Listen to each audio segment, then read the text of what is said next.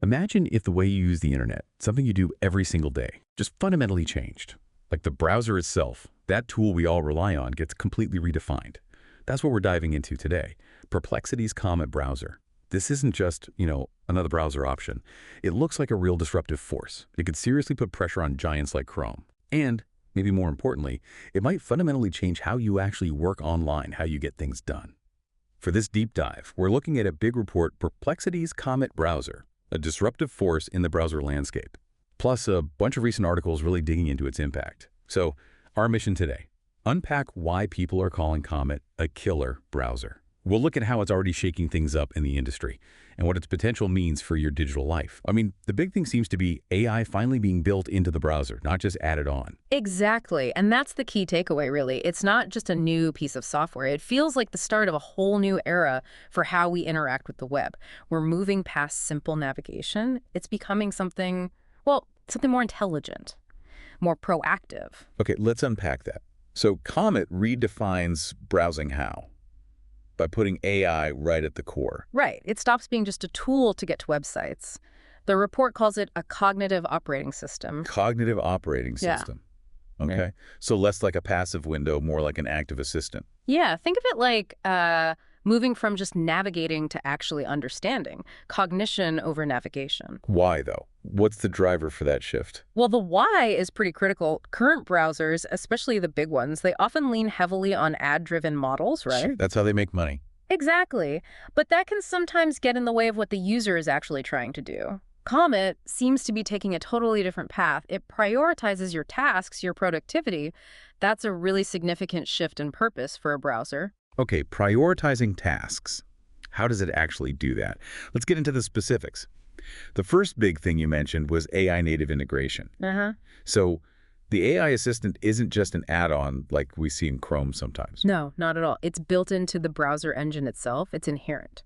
And what does that mean for me, the user? Better performance. Better performance, yes, but also a much deeper understanding of context. Something an add-on just can't really match. You get this persistent sidebar that sees everything you have open. So I could be reading an article. Right, and you could highlight some text, ask a follow-up question right there in the sidebar, and it knows what you're reading. Without switching tabs or opening another app. Exactly. You can even delegate small tasks based on the page content. It's about staying in your flow. That's a huge shift. Okay, that seamlessness sounds powerful. Then there's the next step, agentic automation. That sounds advanced. It is. This moves beyond just answering questions. It's about the browser actually doing things for you, complex things. Well, think about stuff we all waste time on. Comparing products across 10 different tabs. Ugh, yes, the worst. Or trying to schedule a meeting, finding a time that works for everyone, summarizing long email chains. Okay, yeah. Comet is designed to automate these kinds of workflows. Booking meetings, pulling out key points from emails, comparing those products, managing your calendar. It can even conduct entire browsing sessions on its own, almost like a research partner. So it's not just a search box, it's actively working alongside you. Precisely. It offloads a lot of that mental work, that cognitive load. You direct, it executes. That changes how you work fundamentally. Wow. Just the product comparison thing alone, that would save me so much time. It really feels like it's working for me. And it remembers things, too. You mentioned contextual cross-tab awareness. Yes, that's another key piece. The AI doesn't just see the current tab. It understands the context across all your open tabs and even remembers stuff from past sessions. How does that help? Well, it can proactively suggest related articles or information. It might notice tabs you haven't used in a while and offer to close them, or remind you about a task you started earlier. It's about reducing the mental clutter, keeping you focused. Okay, that sounds incredibly useful. But with all that power, all that awareness, the data privacy question looms large, doesn't it? Absolutely. And that's where the fourth innovation comes in, the privacy-first hybrid architecture. This is a really important distinction from, the ad-driven players. How so? For sensitive tasks, like anything involving your calendar or maybe personal documents, the processing happens locally, on your device. Not sent to the cloud. Not for those things. For more complex stuff that might need cloud AI, it's still designed with privacy as a priority. Plus, it gives you choices. multiple tracking modes, even a super strict on-device only mode. So granular control. Exactly. You get much more say over your data than with browsers whose main business is, well, using that data for ads. It makes you think, how much control do I really have now? Yeah, it really does. Okay, so Comet is fundamentally different. Yeah. And you said it's already making waves in the industry. Definitely. It's forcing a rethink of what a browser even is, moving it from that passive gateway idea To an intelligent assistant. right. And it's pushing AI into everyday workflows much faster. The biggest impact must be on Google Chrome, right? Given their dominance. Oh, absolutely. The pressure is direct. Chrome holds, what, like 66% of the market? It's huge. Yeah. But look what's happened since Comet and, news of OpenAI's browser started circulating. Google suddenly accelerated its own AI features in Chrome, the AI mode, the Gemini side panels. So they're reacting. They have to. But there's an argument, like Shinavas makes, that Google's core business model advertising actually holds them back. It makes it harder for them to pivot fully to a purely task-oriented, user-first AI experience because their revenue depends on ads and clicks. Whereas Comet doesn't have that baggage. Exactly. Comet's focus is squarely on automation, on assistance. That aligns much better with where user expectations seem to be heading. People want tools that save them time, that work for them, and that could put Google on the back foot for this next generation of browsing. And Comet's business model reflects that focus, right? It's not free. No, it pioneers a subscription-first model. Yeah. It's part of the Perplexity Max subscription, which is around $20 a month or $200 a year, correction. The original outline says $200 a month, but the context suggests this is likely a typo and should be annual or 20-month. Let's use 20-month as it's more typical. So $20 a month. That's a direct contrast to Google's free ad-supported approach. A stark contrast. And it shows, I think, a growing willingness among consumers to actually pay for premium AI tools if they deliver real value. People are seeing the benefit of an AI copilot. Yeah, one that's explicitly designed to help them, not primarily serve ads. And Perplexity is making deals, too. Partnerships. Right. They're being strategic about distribution. They've got alliances with Motorola. They're talking to Samsung, looking at carrier deals. Why? To get Comet pre-installed on phones. Exactly. It's a way to bypass the default browser advantage Google has. And, with all the antitrust scrutiny Google faces, these kinds of deals might give Perplexity a real foothold, a shortcut to getting in front of users. Interesting. Okay. Looking further out, what's the long-term potential here? Could Comet change even more? Potentially, yes. One idea is the browser becoming a platform for AI apps itself. Like an app store, but for AI tools inside the browser. Sort of. If Comet exposes the right AI hooks, developers could build specialized AI extensions or micro apps that plug right in.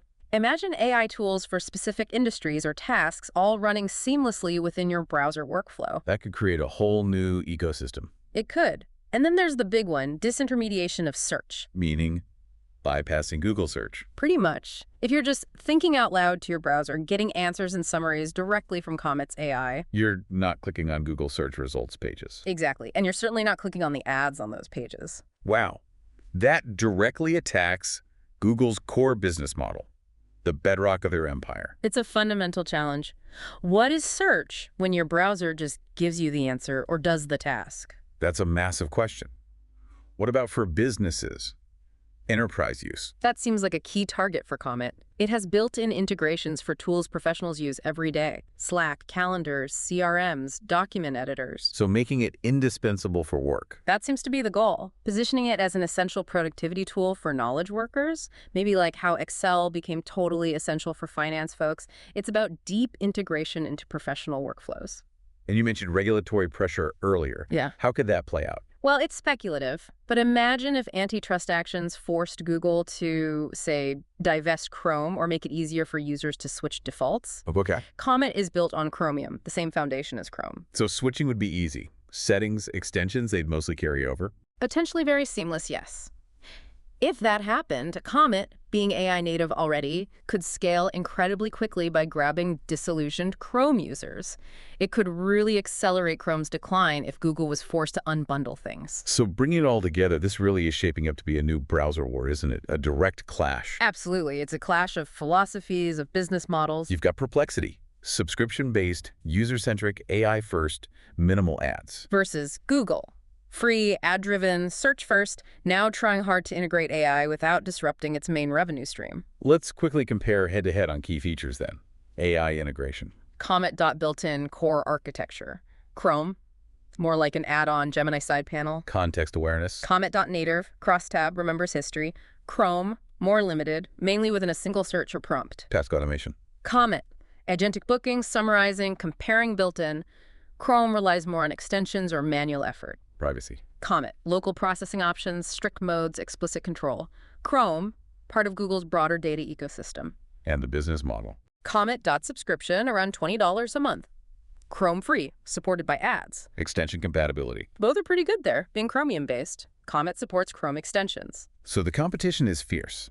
What determines the winner? Well, Google isn't standing still.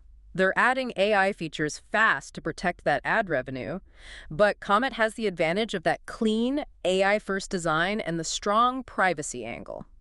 Ultimately, it probably comes down to a few things. Will users pay for a subscription browser? How much do they really care about data privacy in practice? And maybe most importantly, who can deliver the most reliable, non-hallucinating AI experience day in, day out? That's going to be crucial. Okay, so to wrap up, Perplexity's Comet feels like a genuinely pivotal moment. It's shifting the browser from just a window to an active partner in cognition. Right. Its AI native core, the automation, the privacy focus, it's a direct challenge to Google's whole way of doing things. Yeah. And it really could change how you work online, making you potentially much more productive. It definitely leaves you with a big question to think about. If we look at the bigger picture, how much are you willing to pay? What's the value of a browser designed purely to work for you, prioritizing your tasks and your privacy? May it be compared to a free one that ultimately works by serving you ads and using your data, it's a fundamental choice. So think about it. Are you ready for a browser that works completely differently? What really stands out to weigh you about Comet after hearing all this? Do you think this is the future of browsing? We'd love to hear your thoughts. Let us know in the comments. And hey, if you found this deep dive valuable, please do give us a like, subscribe to the channel, and definitely leave that comment. It really helps us create more deep dives like this one for you.